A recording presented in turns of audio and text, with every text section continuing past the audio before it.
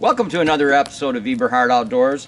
I recently came up with a new book series. I've wrote 3 in the past: bow hunting pressured whitetails, precision bow hunting, and bow hunting whitetails the Eberhart way. So there's, I think, 78 kill stories with photos of the bucks in the book, and the book has everything in it. Just to give you an idea, these are the 3 books. So this is volume 1. It's got 2 bucks sparring on the cover. And in this volume, I'll give you the chapters in all the volumes. There's 20-some chapters. In volume 1, you have the introduction, which is a long chapter. Hunting Pressure Realities, which is a must-read. So you know what type of land you're hunting, which dictates how you have to hunt. Saddle hunting, 4 segments of the season, is its own chapter. Post-season scouting, early season hunting and lull hunting, pre and peak rut hunting, post rut and late season hunting, rut staging areas, hunting from the ground, hunting standing corn, open to hunting public lands is a very long chapter, suburban hunting, location preparation tools, location preparation, which is a big deal, DIY freelance hunting, that's where you just take off with your gear, go in on unknown property, scout out a place and hunt right then. Scent control, big chapter on scent control. It's been the biggest game changer in my hunting career. The first 30-some years I bow hunted, 35 I think, somewhere in there. I took 10 bucks, and the last 27 years while using ScentLock I took 48 bucks, so you do the math.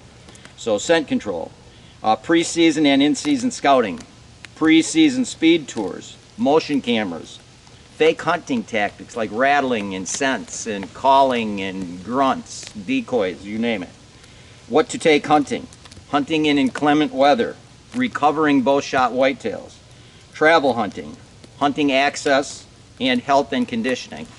And there's information on all types of terrain in these books. Plains out west, hill country across the Midwest, southern plantations, pine plantations in the south, big timber, hill country, West Virginia, you name it, we cover it, because between us we've hunted all of those types of terrains. Some of the chapters are extremely thought-provoking. It will definitely make you a better hunter. There's no doubt about it. Whether you're a novice, it's easy to understand for a novice hunter, and even if you're an experienced hunter. In my opinion, my personal opinion, I think there's information in this book that will make you become a better hunter. And when you put all the books together, I don't know how well you can see it, but when they're on a shelf, it forms a big buck out, snow on the ground, and he's licking his back. So you can tell you don't have anything missing if you have all 3 books together. It forms a photo. So anyway, I hope you enjoy my YouTube videos, and thank you very much for watching. I'm in Iowa. It's kind of a unique spot. There's a big river right here. And the deer actually cross this river. It's pretty shallow. There's one deep run through the middle. And they run this bank. They run the edge of this bank because it's kind of a funnel pinch point. There's timber down there, big patch of timber down there. Yeah, it's pretty open for the most part, but there's a pretty big area of it that's got a lot of ground security cover. And it pinches right here. And all this brush, tall weeds. You can see over there, it's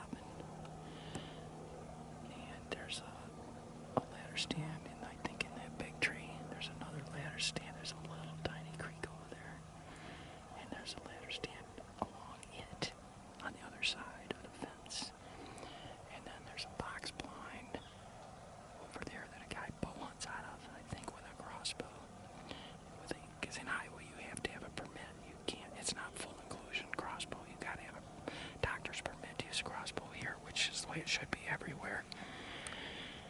And anyway, the buck skirted the edge of this river in the late mornings, and just before dark.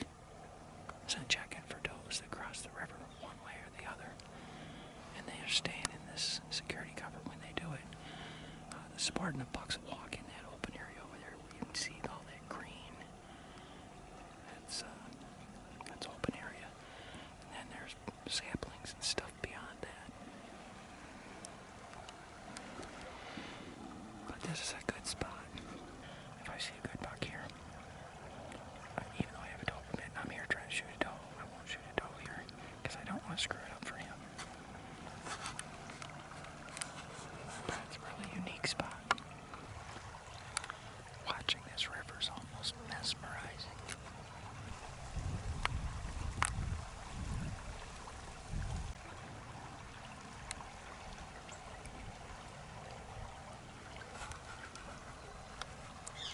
Nice runway right under that tree.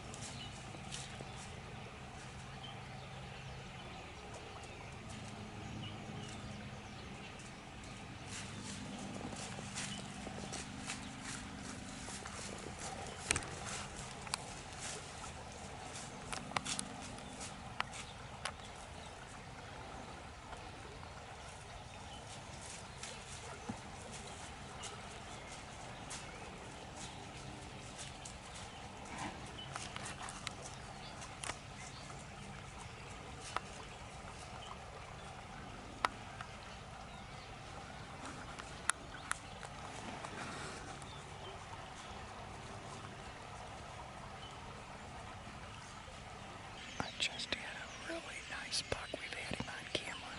He's got big fork G2s. It's a 10 point. And he came right underneath me. Walking right along the edge of the river. Right through this brush.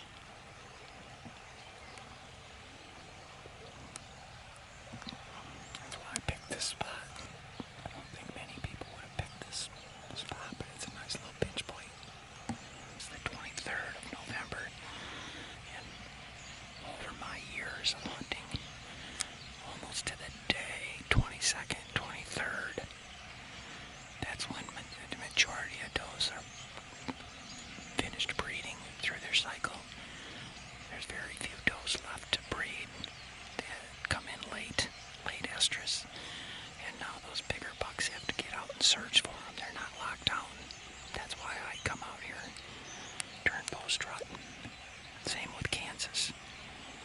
And that one didn't have anything broke, which is rare, because that was kind of a spindly rack. It wasn't very massive or heavy, but it was a beautiful buck, very unique rack. So I'm not going to shoot a doe here. I'm going to let this sit. And hopefully that buck makes that same routine tomorrow. Joel sit in this tree. Last time Joe sat in this tree, which was the only time he sat in this tree, the buck came right down the river edge. Good buck, but he had a broken G2, big 8 point, broken G2. So hopefully he can shoot this one. I think he would take this one. It was a nice one. Really unique rat. You've got to be in the security cover, even in Iowa. These deer are not as smart as the bucks at home, back in Michigan and in the Northeast, but they're still not, they still have brains. They're not as smart. They're not as tree-oriented. They don't look in trees, because when that buck was standing right there,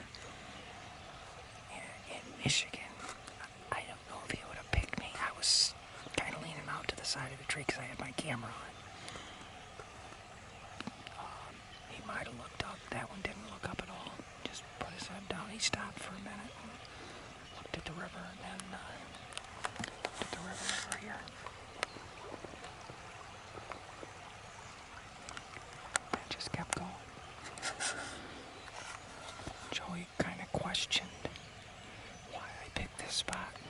Both times it's been sad and there's been a big buck going down this river edge. But this is the type of an area the big bucks like to cruise. This heavy security cover rather than over through that open grass. Gotta love these Midwestern states. Iowa, Kansas, Nebraska, Missouri, however you pronounce it, Illinois, Indiana. Man, oh man, they just got big bucks, and they're pretty easy to get on top of. They're just much easier to hunt because they move a lot more during daylight hours than the deer back home.